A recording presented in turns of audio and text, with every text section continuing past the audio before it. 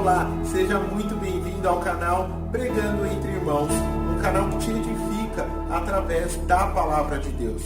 Que juntos nós possamos exaltar o nome do Senhor. Esse canal foi feito para você que prega, para você que somente ouve e também para você que ouve e prega a Palavra de Deus. Aqui em cima vai aparecer um link com um vídeo explicando as intenções do canal, como também algumas regras que nós passamos aos pregadores do canal. Se inscreva e também compartilhe os nossos vídeos. Nos abençoe divulgando o canal e seja abençoado através desta palavra. Olá, irmãos, graça e paz de Jesus a todos.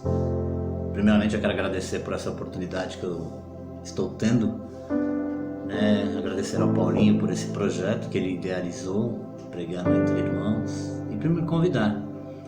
Para mim é sempre um motivo de alegria, um motivo de satisfação. Eu sei da responsabilidade, mas para mim sempre é um privilégio poder falar do Evangelho, poder falar um pouco da Palavra de Deus. Então meu intuito hoje é que isso aconteça. Amém? Eu quero ler aquilo que está no Evangelho de Lucas, no capítulo 24, a partir do versículo 13, que diz assim: Naquele mesmo dia, 2 deles estavam indo para um povoado chamado Emaús, a 11 quilômetros de Jerusalém. No caminho conversavam a respeito de tudo o que havia acontecido. Enquanto conversavam e discutiam, o próprio Jesus se aproximou e começou a caminhar com eles, mas os olhos deles foram impedidos de reconhecê-lo. Ele, Jesus, lhes perguntou: Sobre o que vocês estão discutindo enquanto caminham? Eles pararam com os rostos entristecidos. Um deles, chamado Cleopas, perguntou-lhe: Você é o único visitante em Jerusalém que não sabe das coisas que ali aconteceram nesses dias? Que coisas? Perguntou ele, Jesus. O que aconteceu com Jesus de Nazaré? Responderam eles. Ele era um profeta poderoso em palavras, em obras diante de Deus e de todo o povo. Os chefes dos sacerdotes e as nossas autoridades o entregaram para ser condenado à morte e o crucificaram. E nós esperávamos que ele era que ia trazer a redenção a Israel. E hoje é o 3º dia desde que tudo isso aconteceu. Algumas das mulheres entre nós nos deram um susto hoje. Foram de manhã bem cedo ao sepulcro e não acharam o corpo dele. Voltaram e nos contaram ter tido uma visão de anjos que disseram que ele está vivo. Alguns dos nossos companheiros foram ao sepulcro e encontraram tudo exatamente como as mulheres tinham dito, mas não o viram. Ele lhes disse: Como vocês custam a entender e como demoram a crer em tudo que os profetas falaram? Não devia acontecer com Cristo essas coisas? Não devia o Cristo sofrer essas coisas para entrar na sua glória? E começando por Moisés e todos os profetas, explicou-lhes o que constava a respeito dele em todas as Escrituras. Ao se aproximarem do povoado para o qual estava indo, Jesus fez como quem ia mais adiante. Mas eles insistiram muito com ele: Fique conosco, pois a noite já vem e o dia já está quase findando. Então ele entrou para ficar com eles. Quando estavam à mesa com eles, quando estava à mesa com eles, tomou o pão, deu graças, partiu e o deu a eles. Então os olhos deles foram abertos e o reconheceram, e ele desapareceu da vista deles.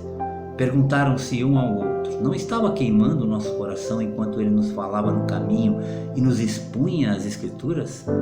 Levantaram-se e voltaram imediatamente para Jerusalém. Ali encontraram os 11 e os que estavam com eles reunidos, que diziam: É verdade, o Senhor ressuscitou e apareceu a Simão. Então os 2 contaram o que tinha acontecido no caminho e como Jesus fora reconhecido por eles quando partiu o pão. Irmãos, eu li esse texto aqui, eu adoro esse texto, para mim ele é muito emblemático e nos fala muito a respeito das nossas expectativas, das verdadeiras expectativas que nós temos que ter a respeito de Jesus, a respeito da sua cruz, do seu sacrifício. Então a grande pergunta, e eu começo perguntando para você, irmão, é: quais são as suas expectativas com relação a Jesus? O que é que você espera dele? O que de verdade você espera de Jesus para a sua vida como cristão? O que é que Jesus ainda não fez por você que te deixa tão entristecido e muitas vezes tão frustrado na vida? Será que as suas expectativas estão de fato alinhadas para aquilo que significa de verdade o Evangelho, o sacrifício de Jesus e os seus efeitos? Porque a gente vê claramente, irmãos, que as expectativas desses discípulos aqui nesse caminho de Emaús eram expectativas absolutamente irreais. Eles nutriram expectativas falsas a respeito de Jesus, e é por isso que eles estão caminhando tão desalentados, tão tristes, né? Tão contrariados, tão frustrados. E enquanto eles conversam no caminho de volta para Emaús, o próprio Jesus, que já havia ressuscitado, aparece para eles, e eles não perceberam que era Jesus. Mas Jesus vai acompanhando eles, e em um determinado momento Jesus para e pergunta para eles por que é que eles estavam daquele jeito, por que estavam tão entristecidos e tão frustrados. E aí um deles olha para Jesus e diz: olha, o Senhor é o único aqui que não sabe o que aconteceu nos últimos dias, o Senhor não leu os jornais, o Senhor não viu ainda na internet, o Senhor não tem noção do que aconteceu?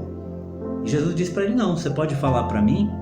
Eles dizem: ora, Jesus, que era um homem, um profeta entre Deus e os homens, aquele que nós acreditávamos que seria aquele que nos libertaria das mãos do Império Romano, ele morreu. Ele não cumpriu aquilo que deveria cumprir. As expectativas que nós tínhamos a respeito dele, Jesus, foram lançadas por água abaixo. Nós imaginávamos que ele seria o tal, mas me parece que ele não é o tal, e é por isso que nós estamos assim. Os nossos ideais, as nossas expectativas se frustraram. Agora nós vamos voltar para a nossa vidinha de sempre. Resumindo, era isso, irmãos. Eles esperavam que Jesus fosse aquele que fosse libertá-los pelo poder das suas mãos, né? Ou da sua espada do Império Romano, que Jesus arregimentaria ali um exército para libertar o povo de Israel, como Moisés já havia feito há alguns anos atrás. Eles esperavam que Jesus fizesse a mesma coisa, que Jesus fosse um general de guerra, né? Que Jesus fosse um insurgente que os libertaria, né? Das mãos dos romanos. Mas não foi isso que aconteceu, e nós sabemos disso, irmãos. Então, a exemplo disso que aconteceu com esses discípulos, será que não é exatamente isso que acontece conosco, o que está acontecendo com você, irmãos? O que já aconteceu em algum momento na sua caminhada no Evangelho, na sua peregrinação espiritual? Será que você não está nutrindo ou já nutriu falsas expectativas a respeito daquilo que Jesus tem que fazer por você? Será que a sua frustração, né, o seu desânimo de hoje não se dá por conta da sua falsa expectativa com relação a Jesus? Será que Jesus significa para nós algo tão pequeno, né? Será que Jesus ele é tão pequeno assim, ele é tão limitado, né, que só serve para atender as nossas expectativas, as expectativas que nós criamos? Será que nós, quando lemos a Bíblia, entendemos o que ela diz e quais são os propósitos da Bíblia com relação a nós, ao seu povo? É uma grande pergunta, irmãos. Eu acho que esse texto aqui, ele fala muito sobre isso, né? Sobre as expectativas superficiais das pessoas nos dias de hoje, né? Muitas vezes você pode parar para pensar e realizar e idealizar e dizer: olha, eu não entendo o que está acontecendo comigo, as coisas não dão certo, eu esperava que Jesus fizesse isso, eu esperava que Jesus fizesse aquilo, eu esperava que Jesus entrasse na minha causa e resolvesse o meu problema, a minha questão. Será que Jesus só representa isso para você, irmão? O resolvedor de problemas? Será que Jesus é tão pequeno?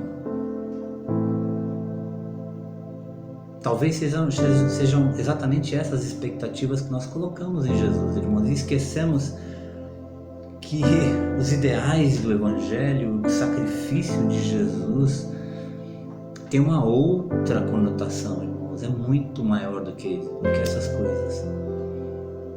Esses homens aqui, eles nutriram uma expectativa absolutamente utópica com relação a Jesus, irmãos. E é por isso que Jesus entra em cena e diz para ele: olha, vocês não conhecem as Escrituras, vocês não, ao longo desse tempo, vocês, quando leram as Escrituras, não conseguiram enxergar a mensagem que as Escrituras passaram para você a respeito de Jesus.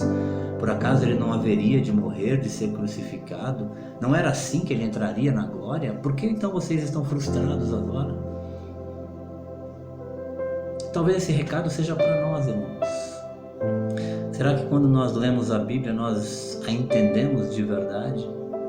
Será que quando você começa a questionar a Deus porque Ele não fez isso e não fez aquilo para você, você entendeu o que a Bíblia tem dito a você? Qual foi a parte da leitura da Bíblia que você não entendeu? Será que você tem as suas expectativas alinhadas com a palavra de Deus?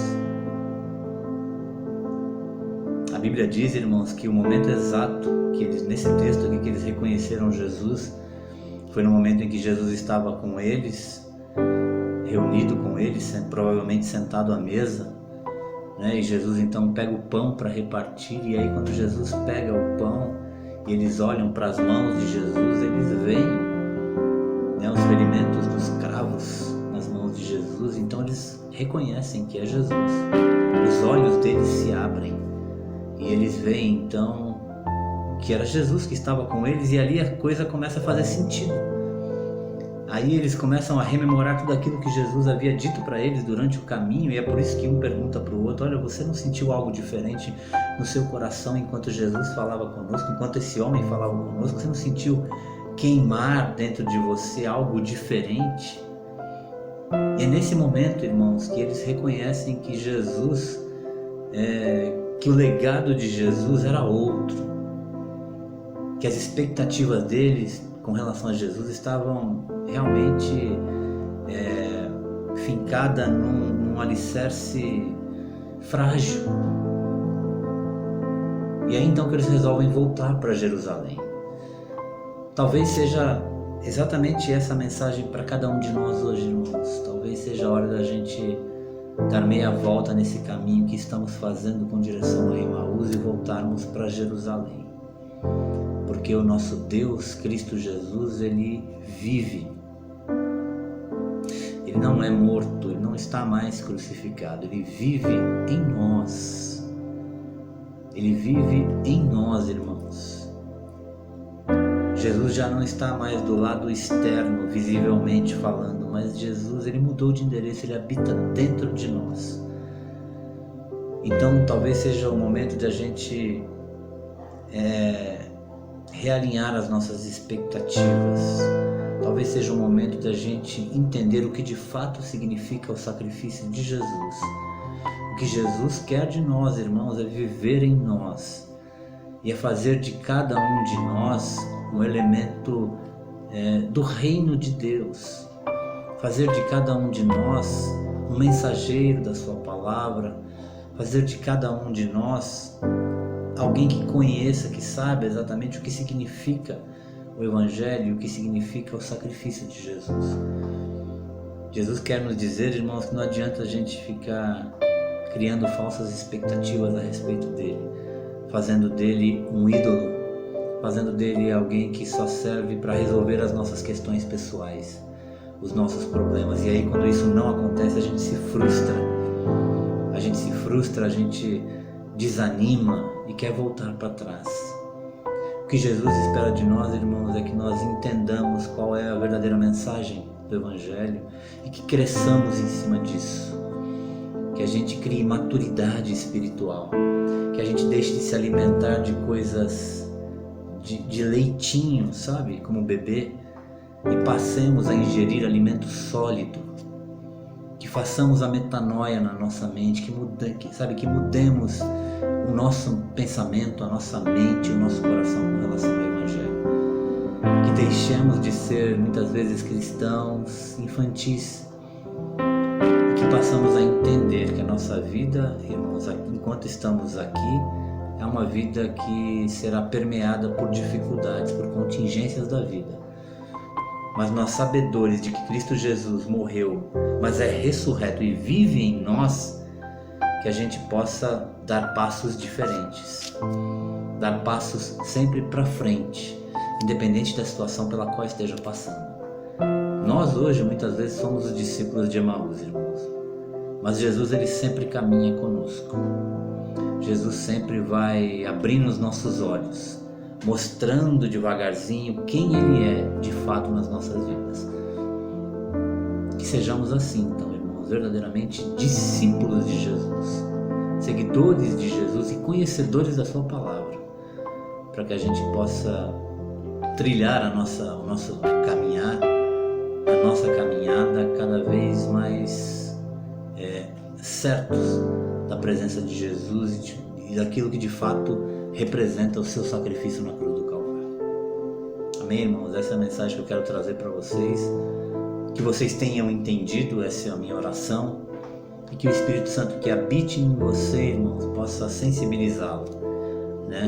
No momento em que você ler e abrir as suas escrituras para ler a palavra de Deus, para que você a entenda e que no momento de dificuldade, no momento de adversidade, essa palavra esteja viva dentro do seu coração, queimando dentro do seu coração, como queimou, né, no coração daqueles 2 discípulos, depois que Jesus expôs, né, as Escrituras para eles. Amém? Que Deus abençoe a sua vida em nome de Jesus.